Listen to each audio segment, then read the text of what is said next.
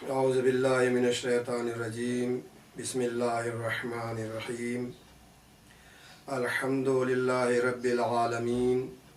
وبہ نستعین وصلی اللہ علی محمد وآلہ طیبین الطاہرین۔ امام حسین علیہ السلام 22 رجب سن 60 ہجری کو مدینے سے مکے کی طرف روانہ ہوتے ہیں اور 5 شعبان سن 60 ہجری میں مکہ معظمہ پہنچ جاتے ہیں۔ تقریباً آپ یہاں پر 4 مہینے رہتے ہیں، جس میں کوفے سے آنے والے خطوں کی تعداد اس طریقے سے ہے جو ہم نے پہلے بیان کی ہے، اور جو حضرات وہ خطوط لے کر آئے ہیں ان کی تفصیل یہ ہے کہ کوفے کے شیعہ اور امام حسین علیہ السلام کو چاہنے والے سلیمان بن سرد خزائی کے گھر پر اکٹھا ہوتے ہیں اور وہاں پر بیٹھ کر امام حسین علیہ السلام کو خط لکھتے ہیں۔ اس سے پہلے کہ وہ خط لکھیں، سلیمان بن سرد خزائی ایک تقریر کرتے ہیں، جس تقریر میں آپ یہ فرماتے ہیں کہ اگر آپ لوگوں کو اپنے اوپر بھروسہ ہے، اپنے اوپر اعتماد ہے، آپ کو یقین ہے کہ ہم امام حسین علیہ السلام کی حمایت کر سکیں گے، تو امام حسین علیہ السلام کو خط لکھا جائے۔ لیکن اگر آپ لوگوں کو اپنے اوپر بھروسہ نہیں ہے، اعتماد نہیں ہے اور اپنے اوپر یقین نہیں ہے کہ امام حسین علیہ السلام کا آخر وقت تک ساتھ دے سکیں گے، تو ایسی صورت میں ان کو خط لکھنا صحیح نہیں رہے گا، اور بہتر یہ ہے کہ ان کو کوئی خط نہ لکھا جائے۔ تمام لوگوں نے یک زبان ہو کر کہا کہ ہم اپنے اوپر بھروسہ ہے، یقین ہے، اعتماد ہے کہ ہم آخر وقت تک امام حسین علیہ السلام کی حمایت کریں گے اور ان کے ساتھ رہیں گے۔ تو اس کے بعد سلیمان بن سرد خزائی یہ خط لکھتے ہیں، جس کی شرح اس طریقے سے ہے کہ سلیمان بن سرد خزائی، رفاع بن شداد، مسیب بن نجبہ اور حبیب بن مظاہر اور اہل کوفہ کے شیعہ مومنین اور مسلمین کی طرف سے یہ خط امام حسین علیہ السلام کی طرف بھیجا جا رہا ہے۔ اس خط کو لے جانے والے افراد جن کے نام مقاتل میں تحریر کیے گئے ہیں وہ اس طریقے سے ہیں کہ عبداللہ بن سبیعی اور عبداللہ بن وال، یہ دونوں افراد، یا یہ کہ عبداللہ بن مسمع حمدانی اور عبداللہ بن وال، دونوں افراد یہ خط لے کر امام حسین علیہ السلام کے پاس مکے پہنچتے ہیں۔ ابھی 2 دن نہیں ہوئے تھے کہ دوسرا خط لکھا جاتا ہے، اور اس خط کو لے کر سعید بن عبداللہ، اس خط کو لے کر قیس بن مسہر سیداوی، عبد الرحمن بن عبداللہ، اور ان کے علاوہ ایک نام اور ملتا ہے کہ عمار بن عبداللہ سلولی بھی ان کے ساتھ گئے تھے۔ یعنی بعض جگہوں پر 2 افراد کے نام لکھے ہیں اور بعض جگہوں پر 3 افراد کے نام لکھے ہیں کہ یہ تینوں افراد دوسرا خط لے کر امام حسین علیہ السلام کے پاس پہنچتے ہیں۔ اسی طریقے سے ابھی 2 دن ہوئے تھے کہ ایک تیسرا خط لکھا گیا، جس کو لے کر گئے ہیں وہاں امام حسین علیہ السلام کے پاس سعید بن عبداللہ اور ہانی بن ہانی۔ ان کو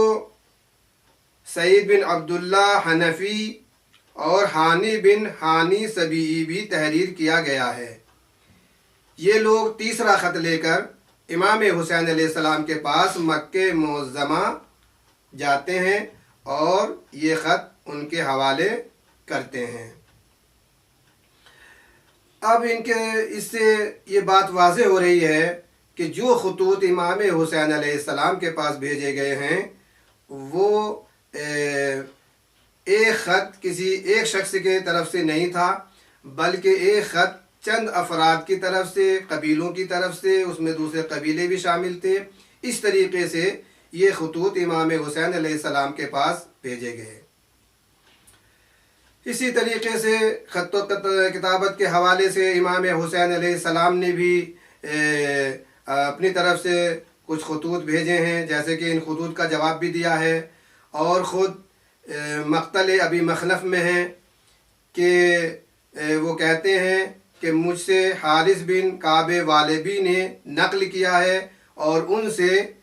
علی ابن الحسین امام سجاد علیہ السلام نے اس حدیث کو بیان کیا ہے کہ جب ہم مکے سے نکل رہے تھے، مکے سے خارج ہو رہے تھے، تو وہاں پر عبداللہ ابن جعفر نے ایک خط لکھ کر اپنے بیٹے اون اور محمد کو دیا وہ خط لکھ کر اون اور محمد کے حوالے کیا تاکہ وہ اس خط کو امام حسین علیہ السلام تک پہنچا سکیں۔ ہو سکتا ہے کہ یہاں پر ایک سوال ذہن میں آئے، اور وہ یعنی سوال یہ ہے کہ ہو سکتا ہے کہ بعض لوگ یہ فکر کریں کہ اون و محمد ابھی بچپن ہے اور وہ اس کم سنی میں مدینے سے مکے کا سفر نہیں کر سکتے، تو ہو سکتا ہے کہ ان کی رہنمائی کے لیے کسی دوسرے شخص کو ان کے ساتھ بھیجا گیا ہو، یہ امکان ہے۔ بہرحال یہ خط لے کر امام حسین علیہ السلام کے پاس پہنچتے ہیں، اور جیسا کہ عبداللہ ابن جعفر نے اپنے اس خط میں تحریر کیا تھا کہ یہ خط بھیج رہا ہوں اور میں پیچھے میں خود بھی مکے آ رہا ہوں، تو عبداللہ ابن جعفر اسی پر اکتفا نہیں کرتے ہیں، بلکہ وہ مکے پہنچتے ہیں اور وہاں کے حاکم عمر ابن سعید کے پاس پہنچتے ہیں جو حاکم مکہ ہے، اور ان سے ایک امان نامہ لکھواتے ہیں، اور امان نامہ لکھوانے ہی پر اکتفا نہیں کرتے بلکہ وہاں سے ان کے بھائی یحییٰ بن سعید کو اپنے ساتھ لیتے ہیں اور امام حسین علیہ السلام کے پاس تشریف لے جاتے ہیں، اور وہاں جا کر امام حسین علیہ السلام سے کہتے ہیں کہ مجھے ڈر ہے، مجھے خوف ہے کہ کہیں یزید آپ کو قتل نہ کر ڈالے اور آپ کے کنبے کو، آپ کے خواتین کو کہیں اسیر نہ کر لے، لہٰذا بہتر یہ ہے کہ آپ عراق جانے کے لیے جلدی نہ کریں۔ تو امام حسین علیہ السلام نے ان سے فرمایا کہ میں یہ بہت خوب اچھی طرح جانتا ہوں کہ یزید مجھے قتل کیے بغیر نہیں رہے گا، اگر میں جانوروں کے بھٹوں میں بھی پناہ لے لوں گا تو وہاں سے نکال کر مجھے قتل کر دیا جائے گا، اور یزید اس طریقے سے خداوند عالم کی حرمت کو پامال کرے گا، اس کے حکم کی نافرمانی کرے گا جس طریقے سے یہودیوں نے